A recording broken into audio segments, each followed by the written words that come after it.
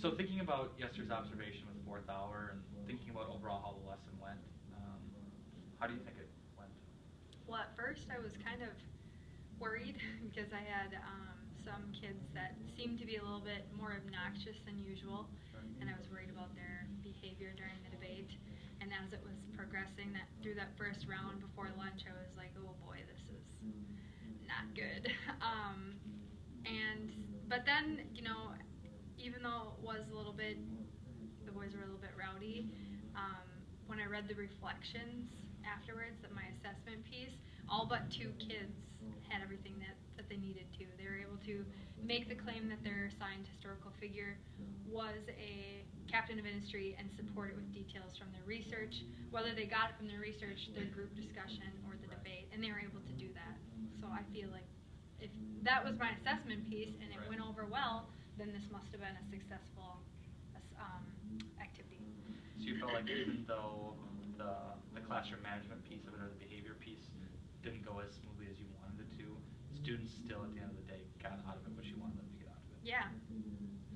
And I was worried because I'm like, well, clearly they were just distracted by, some of the shenanigans that was going on or were going on with some of the kids. But when they wrote their reflections, it seemed like they all got right back onto what they needed to, and they displayed the information and the knowledge that I needed them to. So if you had to do it over again, anything you would change, anything you would do differently? If you had the same group of students? I would probably see if I couldn't tag team the representatives, allowing the group members, more of the group members to come in front of the classroom and speak, just to get them more engaged as far as just speaking in front of the class and having to pull out knowledge, even though it might be in front of them, they have to actually use their words. That's what I might change in the future, just thinking about it. So you had 6 students up in front who were serving as their representatives, and the rest of your class were in the audience, and they were going back and forth and working in their small groups. Did you feel like your students out in the audience were also engaged, or as engaged as the 6 up front? Yes and no. There was a couple times where I looked up and I saw some kids on their phones, and that didn't happen in the other classes. I feel like the last 2 debates I watched, they were all fully just really engrossed in what was going on up front. But then at other times, the same with this class. They had everything down. They weren't looking at their phones. Even some of the kids that are on their phones usually were watching. Some of the kids that usually aren't engaged, just in class in general, because it's boring, were watching these kids. So I feel like overall it was good for this class. Not the best, but pretty good. And so by possibly doing like the swap with the representatives, you might have a better chance of getting even more students to be more actively engaged. If I could somehow develop a way to have them randomly selected from their group, then that would keep them on their toes maybe, so they don't have to be, oh, well, I'm not one of the 3 people going up there, therefore I don't have to do any work. Even though their job as a group member is to be writing notes and to be prepared for when their group member comes back and they come together and collaborate. Right. So we talked about, or you started earlier, or the start of the post observation, about not feeling super comfortable with the way just the classroom management, the behavior aspect of things went. And we talked a lot in the pre-observation about creating the rapport with students and the importance of creating that rapport with students. Looking back and thinking about this lesson, and maybe even now at the end of the semester, thinking about this class in general, is there anything that you would do differently in regards to that? Yeah, I think I wouldn't be so lenient, meaning I would probably, I'm not saying I let them bounce off the walls, but I do think that I let some things slide that most teachers wouldn't, or maybe other teachers wouldn't, just as far as comments that were being thrown out. I mean, we're not talking swear words, we're just talking like, okay, you're just being obnoxious. And, the ponytail thing, like when he put his hair in a ponytail and it was a big deal. I mean, maybe most teachers would be like, okay, you gotta take that out. It's distracting. That kind of thing, I feel like maybe next time I would do I would just be more clear on my expectations, and once I felt comfortable enough with that rapport, I would just actually call them out and say, no, you can't do it. And I have done that. It's just, I felt like the more I did that, the more I would lose them. And so next time, I feel like I would just ease into that, because I felt like maybe I was just a little lenient, a little too lenient on their behavior, specifically the group of boys I was talking about earlier. Right. Do you feel like you'd be able to have those expectations for them in the forefront, make sure there were clear expectations Yeah. to kind of head away the different things that Yeah. might have I mean, the happened? last thing I want to do is kick them out. I really don't want to kick them out. I feel like once you kick them out, you kind of lose them. Right. I know it's necessary, and I have. There's actually a student in here who I have kicked out twice.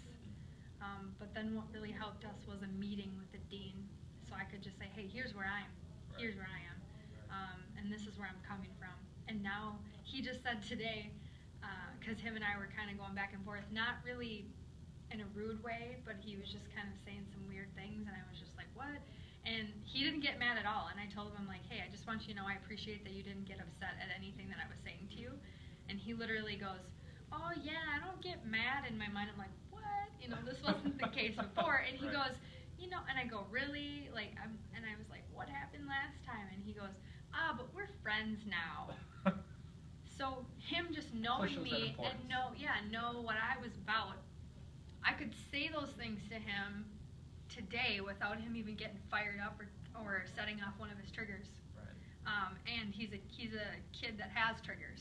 Right. And so that just tells me a lot about how far we've come, because I was talking to him like that prior, and he had no idea where I was coming from, and therefore he blew up. Right. So. I mean, it goes back to that importance of, on Danielson's rubric, the things that we're talking about are 2A, the 2A, creating relationships with students, and then 2B, creating that culture of learning, right?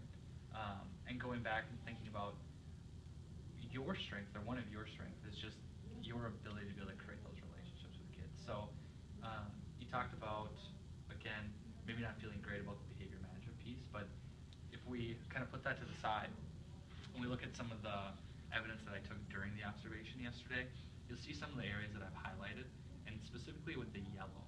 If you look right away at the very beginning, within 10 minutes, all students are moving around the room and meeting with their group. Then, a couple minutes later, all but 3 students are speaking with their group mates. So you did have 3 students that were a little bit towards the back that didn't immediately jump into their group and go, but for the most part, you had almost 100% engagement with students getting into their groups and talking about what they were supposed to be doing, which is also key. They didn't jump into their groups and start talking about whatever they were doing that night. Even the groups that were sitting near me, as I was kind of walking around, they were talking about Henry Ford, they were talking about Carnegie, they were talking about Rockefeller, so they were doing the things that they needed to do. And then you go a little bit further, approximately 19 students are facing forward and looking at students who are seated at the front. So once you actually got going with the debate, you had your 6 students up front, the rest of your audience was facing forward, and they were ready to begin the debate. And the other, I think it was 5, yeah, the other 5 students were actually working on the debate. And it was that time when you were kind of like, all right, let's get going, let's keep going. But those 5 students were doing exactly what they needed to be doing. Go a little bit further. Again, all the students are facing forward during the debate. 11 students were taking notes, and then you have your students up front. So you have 80% of your students at that moment were actually taking notes or actually participating.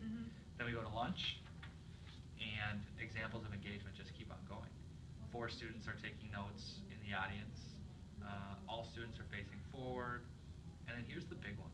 This is, to me, the one, these last 3 that I highlighted in particular. You're over 3/4 of the way done with your lesson, especially with the block period. And I know you have lunch that maybe would help with keeping kids engaged and focused, or maybe not so much. But over 3/4 of the way through, you have all but 3 students are collaborating with their group. All students are facing forward.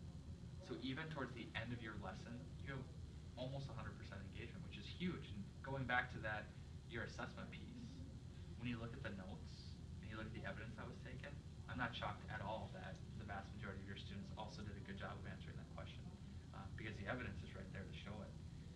And then the biggest piece at the very end, all students are writing at their desks. So you gave them the reflection question, asking them whether or not their person was a robber baron or a captain of industry, and a minute later, the room is completely quiet. All students are writing at their desks. I mean, so in a matter of just over a minute, you gave the instructions, gave the question, kids took out notebooks, and they were writing. And so when you're looking at different examples of student engagement, I think these are some of the biggest pieces of evidence. And again, just a kudos to you and the planning and the preparation that you did for that. So I think that was, I don't know. Yeah, looking at this, I mean, from an outsider perspective, maybe it did go better than I thought it did.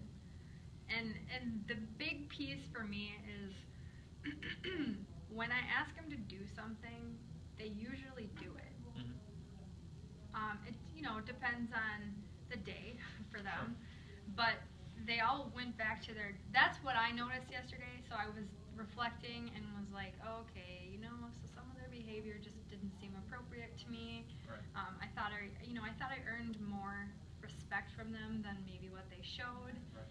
And that's what was really getting me down. But then something that brought me back was, well, when I asked them to do their reflection, they all did it. Not one of them was on their phone. Not one of them was trying to distract somebody else. They all wrote it. They all turned it in. Right. And when it comes down to what we talked about in the pre-observation about the purpose of the lesson, and at the end of the day, what did you want your students to know? What they demonstrated for me. Right.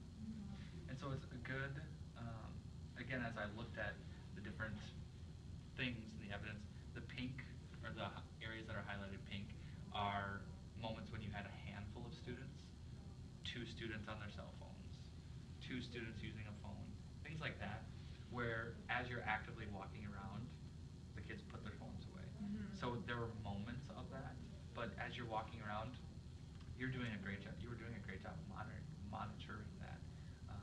Again, it comes back to, I think, those relationships that you're creating and the culture of learning that you're creating with your students, which I think is very important.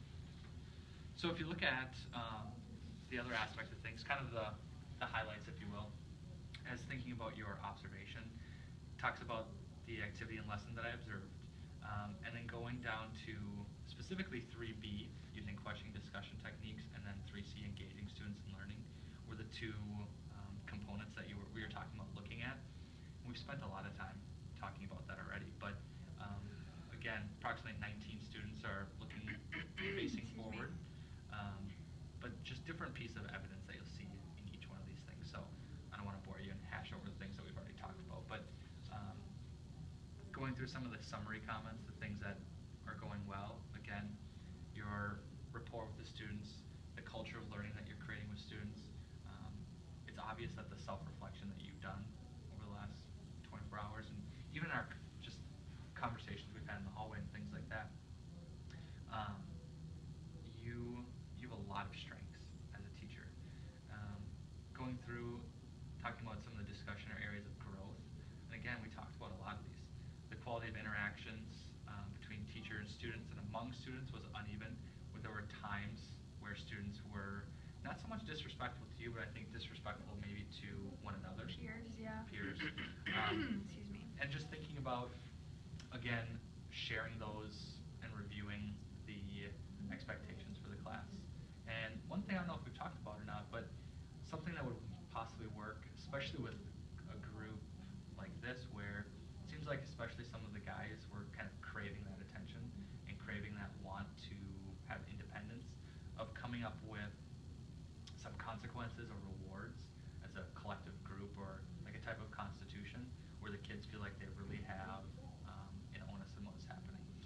Yeah, all of these things that it says discussions of area for growth these are the things I feel like I struggle with, particularly with 4th hour. Mm, yeah. And now I'm not saying that, well, in other classes it's not like that. Sure. It's way less. Yeah.